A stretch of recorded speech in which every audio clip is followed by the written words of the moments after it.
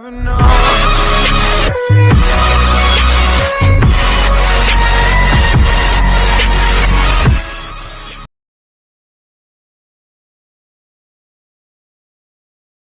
Hello students, आज मैं आपके सामने फिर से एक नए टॉपिक के साथ वीडियो लेकर आई हूँ और स्वागत है आपका मेरे YouTube channel Hindi made easy में।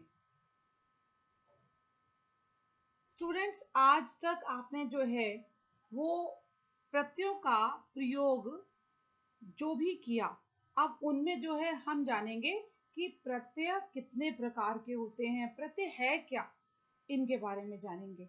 तो मैं ऐसे सरल तरीके से आपको ये जानकारी दूंगी कि आपको फिर प्रत्यय जो है समझ में आने लगेंगे। अगर आपने अभी तक मुझे सब्सक्राइब नहीं किया है तो आप मुझे सब्सक्राइब करें और लाइक और शेयर भी करेंगे। प्रत्यय क्या होता है? प्रत्यय वे शब्द हैं जो शब्द के अंत में जुड़ते हैं। जैसे हमने उपसर्ग में देखा कि वो शब्द से पहले जुड़ते हैं, इसी प्रकार ये शब्द के अंत में जुड़ रहे हैं और एकदम शब्द के अर्थ में परिवर्तन आ जाता है। तो इनका मेन कारण यही है कि शब्द के अर्थ में परिवर्तन लाना। ठीक है, तो प्रत्यय शब्द का क्या अर्थ हुआ? प्रति का अर्थ है साथ में या बाद में और अय का अर्थ है चलने वाला। तो इस प्रकार प्रत्यय जो है वो परिवर्तन लाता है शब्द के अर्थ में। अगर हम प्रत्यय के कुछ उदाहरण देखें तो यहाँ पर आप देखेंगे कि जैसे समास शब्द है और उसमें सामने उसके एक प्रत्यय लगा हुआ है तो बना सामाजिक, ये जो सब शब्द के बाद लग रहा है। इसी तरह मीठा प्लस आस, मिठास। बड़ा प्लस आई, बड़ाई। टिक प्लस आऊ, टिकाऊ। तो इस प्रकार जो है वो प्रत्यय के कुछ उदाहरणों में आपने देखा है ये शब्दों के बाद लग रहे हैं तो इनमें अर्थ में परिवर्तन आ रहा है। प्रत्यय के जो प्रकार हैं वो हम देखें तो सबसे पहले आते हैं संस्कृत के प्रत्यय और दूसरे नंबर पे आते हैं हिंदी के प्रत्यय।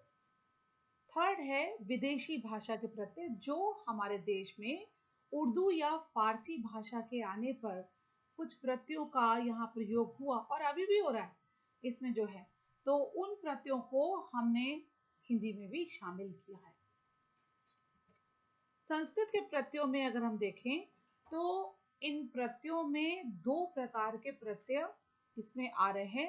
पहला है कृत प्रत्यय और दूसरा है तद्धित प्रत्यय। अब ये कृत प्रत्यय क्या होता है? कृत प्रत्यय का एक आपको आसान तरीका बताती हूँ कि कृत प्रत्यय क्या है। इनमें जो है हम लोग जो क्रियाएं करते हैं ना, चलना फिरना, इस प्रकार के जो भी क्रियाएं हैं, तो जो ऐसी क्रिया शब्दों के साथ लगकर नए शब्द का निर्माण कर रहे हैं वो है कृत प्रत्यय। अब आप देखिए, जैसे हमने लिखना, ये क्रिया है, तो इस क्रिया के साथ हमने अक प्रत्यय लगा दिया तो बन गया लेखक। ठीक है ना?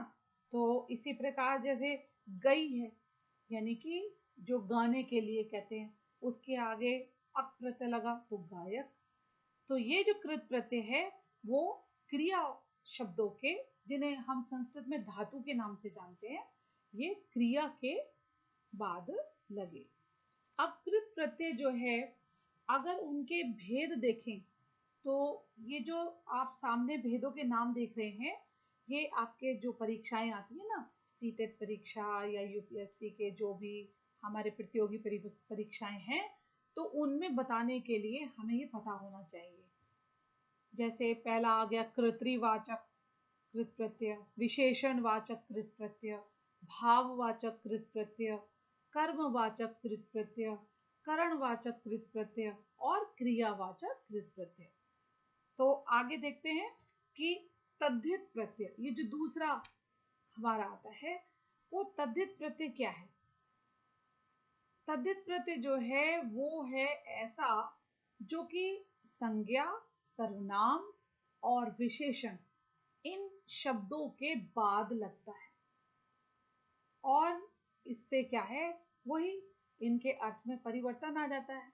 जैसे देखिए, अगर हम यहाँ पे उदाहरणों में देखें तो धन प्लस वान, अब ये जो धन है ये संज्ञा शब्द है, इससे बन गया धनवान।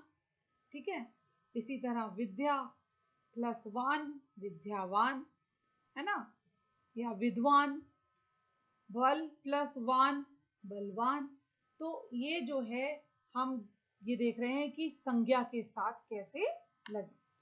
अब अगर इनके हम विशेषण के साथ उदाहरण देखते हैं, जैसे कि हमारा जो बनता है सुंदरता, एक शब्द है सुंदर प्लस ता।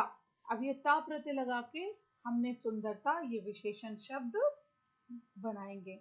इसी तरह हमारे जो है इसमें संज्ञा के शब्द लगाएं तो भारत जैसे शब्द है, भारत के साथ हमने ये लगा दिया भारतीय, तो ये संज्ञा का शब्द बन गया। तो इस प्रकार हम देखते हैं कि तद्धित प्रत्ययों में हमने संज्ञा, सर्वनाम और विशेषण अंतर जान लो कि ये इन तीन के साथ अगर है तो तद्धित प्रत्यय है, और अगर क्रिया शब्द के साथ है तो कृत प्रत्यय है। तो बच्चों, आज आपने जाना कि ये प्रत्यय का अंतर क्या है, कृत प्रत्यय तद्धित प्रत्यय में क्या अंतर है, कैसे इनका प्रयोग हो रहा है। तो आप भी, उम्मीद है कि इससे आपको अच्छी जानकारी मिली है। मैंने बड़ी सरल तरीके से आपको इसमें अंतर बताते हुए बताया, और इसका जो है वो आप फायदा उठा सकते हैं।